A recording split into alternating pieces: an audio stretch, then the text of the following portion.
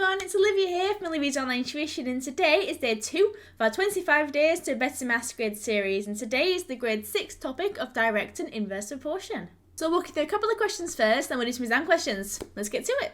Okay, first question then. A is directly proportional to B when A is 7, B is 28. Find the value of B when A is 5. So we can spot that it's going to be this method with this phrase here. You'll always see the phrase either directly or inversely proportional. They each have their own method, but for now we'll just look at direct proportion. We'll look at inverse later. So A is directly proportional to B. So what we first write is always the same. We first start with A is directly proportional to B. So A, then this little like kind of Christianity fish symbol B. Then what we do is we introduce K, because we know that direct proportion, that means that as one goes up, the other also goes up, but by how much, right? That's what K will tell us. So A is then equal to KB. So these two lines are pretty much always the same, right? These two lines here, depends on what it's directly proportional to. In this case, it's just B, so it's going to be these two lines here. And then we're going to put our numbers in to find what K is. So we're going to put these numbers in here. So A is 7 equals K times 28. And then K on its own, divide 7 by 28. We get K is equal to 7 divided by 28, which is 1/4. Then what we do is we put that back into the second line. Always the same. Once you've found K, you put it back in there. And you get A is then equal to 1/4 B. Okay, and then last part, find the value of B when A is 5. So we put in that A is 5, we then have 1/4 times whatever B is, that's what we're trying to find. So we're going to then divide 5 by 1/4, which is the same as timesing by 4, dividing by 1/4, timesing by 4, same thing. So we get 20 equals B, and that is the answer to that. Okay, second question then. G is directly proportional to the square root of H. When G is 18, H is 16. Find the possible values of H when G is 2. So the same method, directly proportional, it's always the same, just because it's proportional to something else, doesn't change the method, right? So let's make a start. So G is then directly proportional to, this time, the square roots of H, like that. Next line, put in K, so G is then equal to K lots of, or times, square root of H. Then you put in your numbers, so then you get 18 is equal to K times the square root of 16. Square root of 16, that's 4, so 18 is equal to 4K, to switch them around. And then divide by 4, so then you get 18 over 4 equals K, which is also the equivalent of 9 over 2. Make a decimal if you like, but I'm not going to bother. I'm just going to leave it as it is there. So then we can then get, where are we? Put that back into here. G is then equal to 9 over 2 times the square root of H. Then from here, I'll put these numbers in to find out what H is when G is 2. So we've got 2 equals 9 over 2 times the square root of H. So then we're going to divide that down there. So we're going to do 2 divided by 9 over 2 equals the square root of H. Oop, bit awkward this one, isn't it? Let me shuffle this down a little bit. There we are. When you're then dividing a number by a fraction, you make both the numbers into fractions. I'd put in a 1 underneath whatever normal number you have. Then it's keep, flip, change. So keep, flip, change. And there we are. So that gives us then 4 over 9 is equal to then the square root of H. Then 4/9 is equal to the square root of H. And then all we need to do is get H on its own, square it. So square this. So 4/9 squared, that's going to be 16 over 81. Just square the top, square the bottom. Oops, a daisy. Chopped off. There we are. Is then equal to H. And that is then your final answer. Question 3 then. So C is inversely proportional to D. When C is 3, D is 8. Find the value of C when D is 2. So inverse proportion this time. Not much difference, only a couple of different things in a couple of different places. That's all. So first thing we're going to do is say that C is directly proportional to 1 over d. And you may say, Olivia, but this is inverse proportion. I'm using the same symbol. Because we don't have a symbol meaning inverse proportions, what we do is we modify this symbol by kind of putting a 1 over it, which will turn it into direct proportion. So we'll kind of change it to make it a bit easier, to make it kind of the same method as we had last time. So essentially, whatever happens, the only difference between inverse proportion and direct proportion is you put this underneath 1. That's all. And then put in k, so then we get c is then equal to k over d. K goes on top in inverse proportion. And then we put in these numbers here. So we get 3 is equal to k over 8. K on its own times that up there. To get rid of this divide sign, do the opposite. So times it up there. K is then equal to 24. And then whack that in there. C is equal to 24 over d. And there we have it. Next up then, find the value of c when d is 2. So c is then 24 divided by, in this case, 2. So c must be 12. Easy peasy. And there we are. Inverse proportion.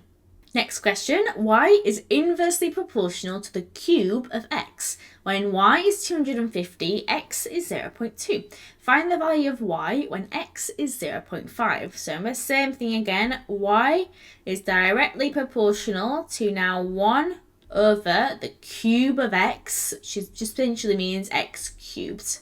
There we are. And then y is then equal to k over x cubed. And then put your numbers in to find k. So y is 250. X is then 0.2 cubed. There we are.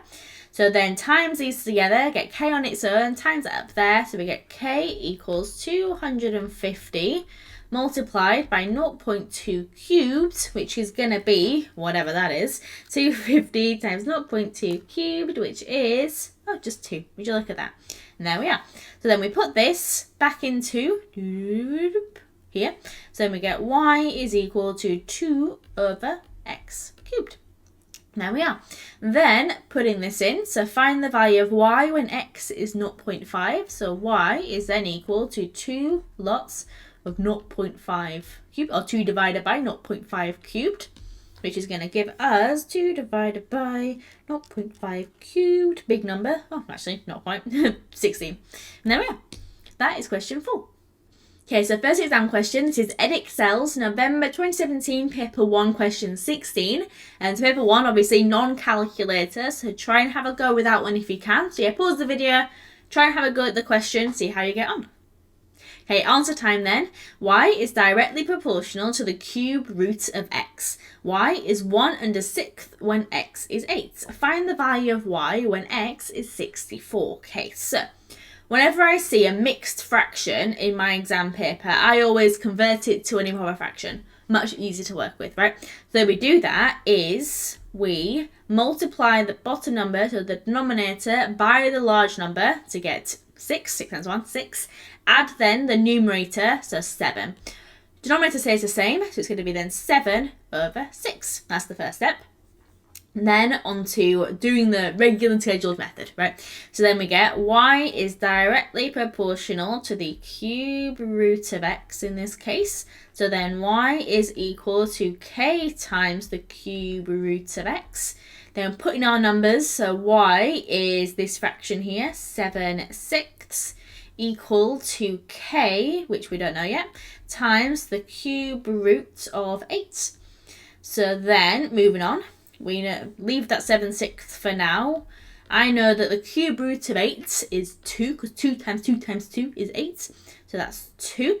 So then I'm going to divide this down there to then get 7/6 divided by 2, which I know is 7/12, just half this number, or double this number I should say, equals k. And then put this back in here. So we then get y is equal to 7/12 times the cube root of x.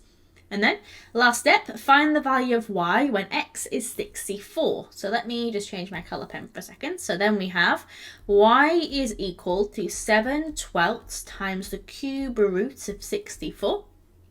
The cube root of 64 is 4. So we have y equal to 7/12 times 4. Make that 4/1. We then get y equal to 7 times 4 times top, which is 28, divided by 12 times 1, which is 12. Half both of those, you get 14/6. Half it again, you get 7/3. And that is then your answer, 7/3. 3 marks. Next up then, the AQA June 2017 paper 2. Paper 2 is a calculator paper, so if you were to use one if you have one. So yeah, pause it, have a go, see how you get on. Okay, let's go through it then. So question 22, a ball dropped vertically falls d meters in t seconds. D is directly proportional to the square of t. The ball drops 45 meters in the first 3 seconds. How far does the ball drop in the next 7 seconds? Okay then, so let's make a start then. I can spot this line here, so I'm going to start there. So D is directly proportional to the square of t, that's t squared. So then put k in. D is then equal to kt squared. And I've got some numbers here. So the ball drops 45 meters in the first t seconds, or 3 seconds I should say. So then we've got 45 for D is then k times 3 for t squared. So 45 is then equal to k times 9.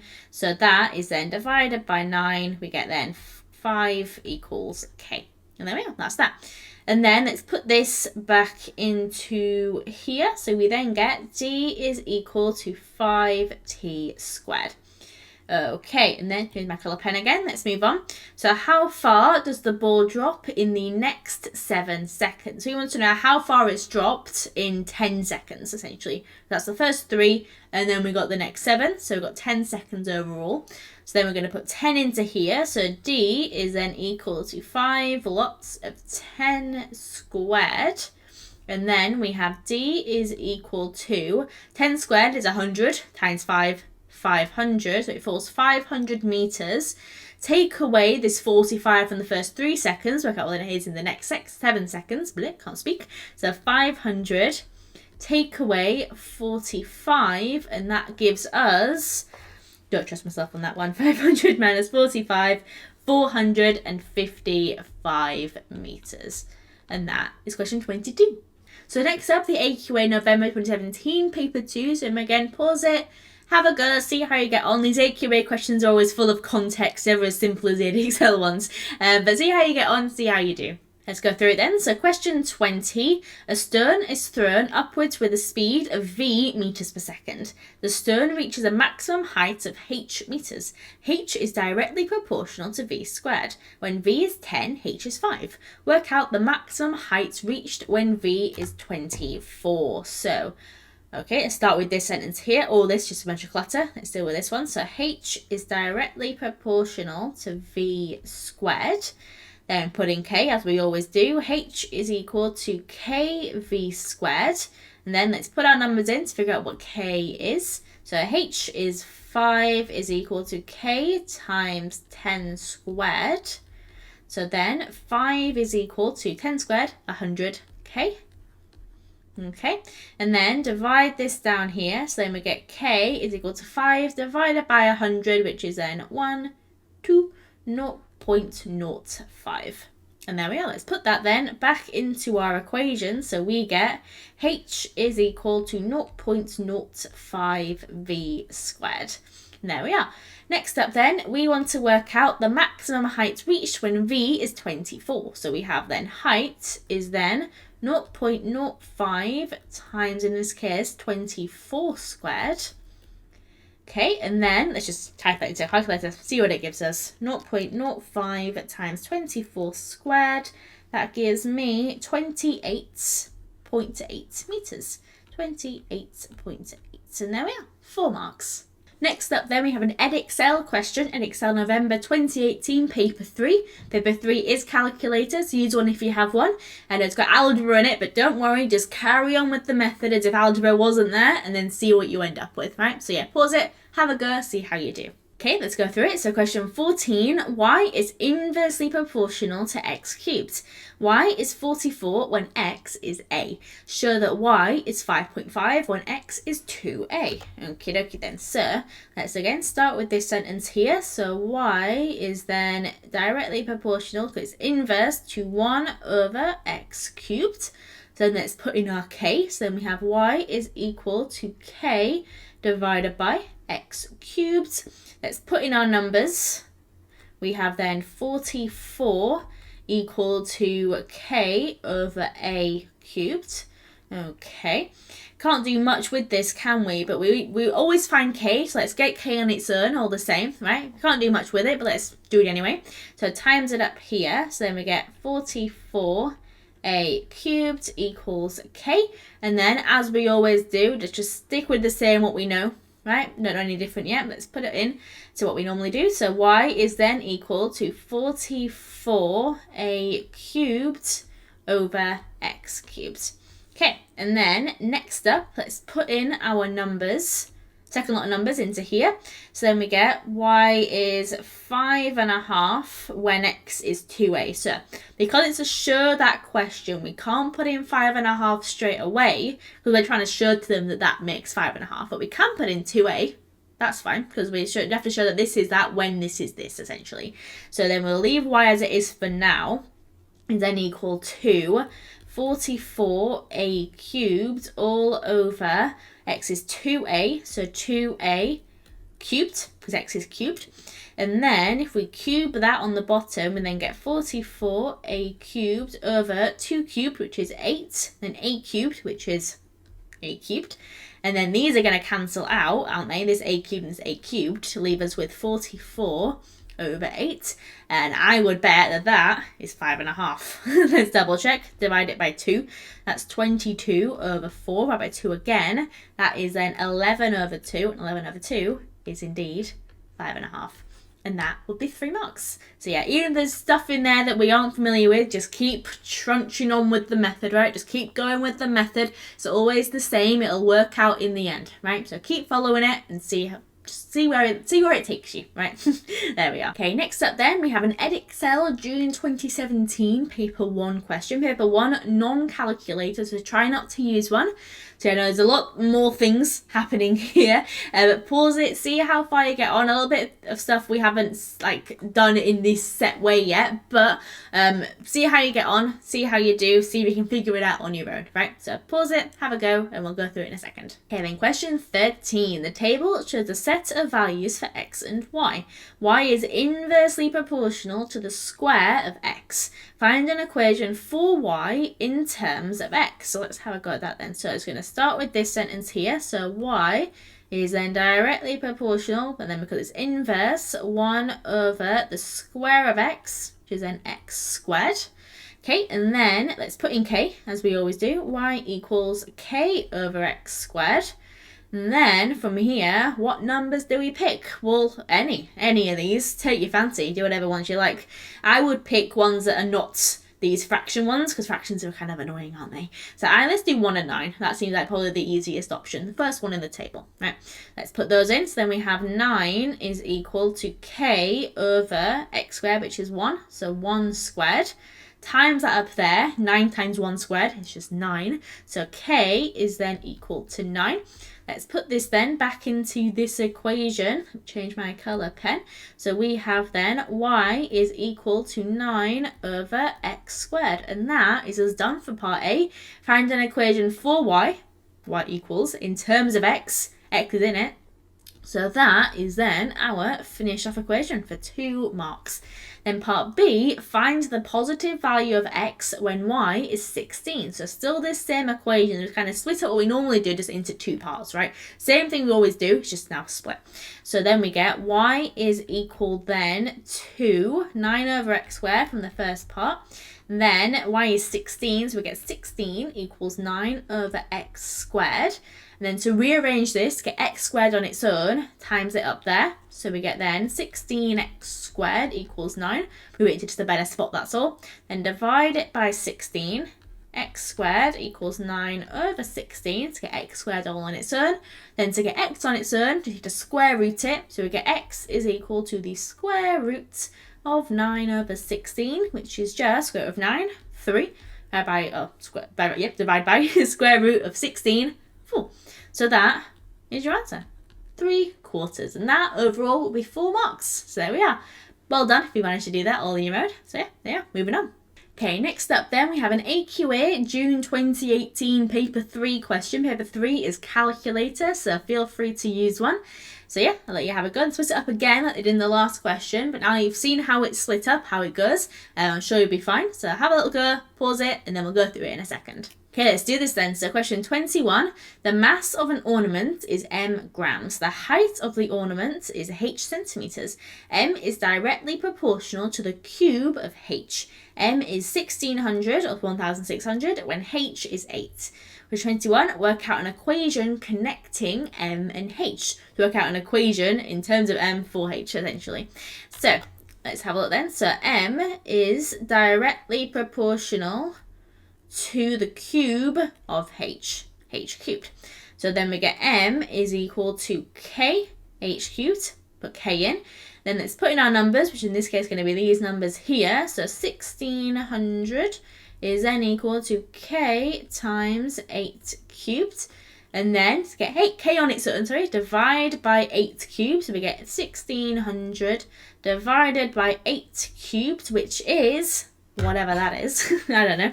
1600 divided by 8 cubed, which is 25 over 8. So leave it as a fraction. The decimal's kind of awkward. So 25 over 8. Let's put this back into that one there. Let me change my pen again to separate it a bit. So then we have m equal to 25 over 8 h cubed. And that would actually be your final answer for 3 marks. 25 over 8 h cubed. And there, fun times. Moving on then, part B, work out the mass of an ornament of height 12 centimeters. So we want to work out the mass when h is 12. So then we get 25 over 8 and 12 cubed. Put it in brackets just to separate it a little bit, make it more standoutish, so I don't forget that it's cubed or anything like that. Then we get m is equal to 12 cubed, which is 1728, and then times that by 25 over 8, which gets us 5,400. So that would then weigh 5,400 grams. So overall, 5 marks. So there we are. Question 21. Next up is another AQA question. AQA November 2018, paper 2, which is calculator. So use one if you've got one. So yeah, pause it, have a go, see how you do, and then we'll come back together in a second. Let's go through it then. So question 21, y is inversely proportional to the square root of x. Y is 4 when x is 9. Work out an equation connecting y and x. Okay then, so let's then hone in on this sentence here. So we have y is then directly proportional to 1 over the square root of x, because it's inversely, so 1 over it. Let's put in k. Y is then equal to k over the square root of x. Put in our numbers here. So y is 4. Is then k when x is 9, so root 9. We then have 4 equal to k over square root of 9, which is 3. And then times that up there, k is then equal to 4, 8, 12. Grand. And then let's make that into an equation then. So then, back that in there, y is equal to 12 over the square root of x. And that is your final answer. There we are. Easy peasy. And then question 21b, work out the value of y when x is 25. So let's have a go at that then. Let's put this equation back down here. Wrong colour. This equation back down there. So we have then y equal to 12 divided by when x is 25, so the square root of 25. We then have y equals to 12 over, that then gives us 5, which is it. That's all. 12 over 5, that'd do. You could make it decimal if you wanted to make it feel more worthy of 2 marks, but yeah, that's it. Easy peasy. And that would be question 21 for 5 marks. Next question then, 5 marks, hefty one. Edexcel, June 2018, paper 1. So non-calculator. And you see there's a lot more here than what there normally is, but same method, right? So you read each of the sentences, you pick out the pieces. You may have to do that method twice because it is 5 marks. But see how you get on. The last bit might stump you, but that's okay. I'll go through it all. So yeah, pause it, have a go. Question 14. Okay, let's go through it then. So y is inversely proportional to d squared. When d is 10, y is 4. D is directly proportional to x squared. When x is 2, d is 24. Find a formula for y in terms of x. Give your answer in its simplest form. Okie dokie then. So I'm seeing 2 different kind of statements here, right? This one and this one. So we'll treat them both separately. Do the first one first there. So y is then directly proportional to, it's inverse, 1 over d squared. And then let's put in our k. So y equals k over d squared. Then let's put in these numbers there. So then we get 4 is equal to k over 10 squared in this case, which is then 4 equals to k over 100 times that up there, k is equal to 400. Then last step, as always, I'll put this into, where is it? There. So then we get y equal to 400 over d squared. And we'll stop there for now. Next up then is this second statement here. Right, this second statement here. So d is directly proportional to x squared. Put in k again. D is then equal to kx squared. Different k for different terms. So let's figure out what it's going to be in this case. Let's put that in there. So d is 24 when x is 2. So get 2 squared. And then 24 equals k times 4, 2 squared. Divide that down there. We get then k equal to 6. So then put this back into there. We get d is equal to 6x squared. Right, and now where the fun starts. This is the different bit. So find a formula for y in terms of x. Give your answer in its simplest form. So we want a formula that's like y equals and then something with x's in. Right? Notably, it's nothing with d in it, right? We want to get d out of this situation here. So, what can we do to get rid of d? What I can think to do is if we put this into here, because I know that y is 400 divided by whatever d is squared. I know that d is 6x squared, right? So we put those together. What we're then going to get, let me use another colour to help confuse everything. Let's use purple, why not? We're then going to get, if we put this into here, we're going to get y is equal to 400 divided by d squared, and d is 6x squared. So we're going to get 6x squared, right? Because it's whatever d is squared, and d is 6x squared. So we're going to square this, whack it there. So then we get y is then equal to 400 divided by 6x squared, square each of the pieces. So 6 squared, that's 36. Then we've got x squared, power of power times the powers. So we get x to the 4. And then all we need to do essentially to simplify these number situation here. So let's divide it both by 2.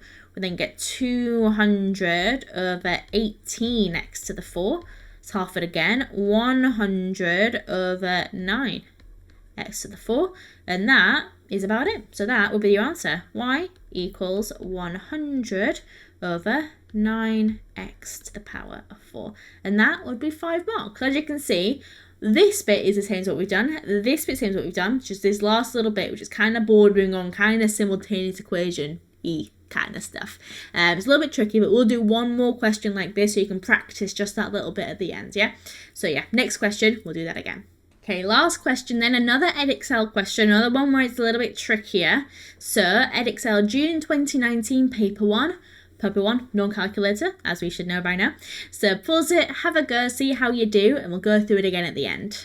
Okay, last question then, let's do it. So question 20, h is inversely proportional to p. P is directly proportional to the square root of t. Given that h is 10 and t is 144 when p is 6, find a formula for h in terms of t.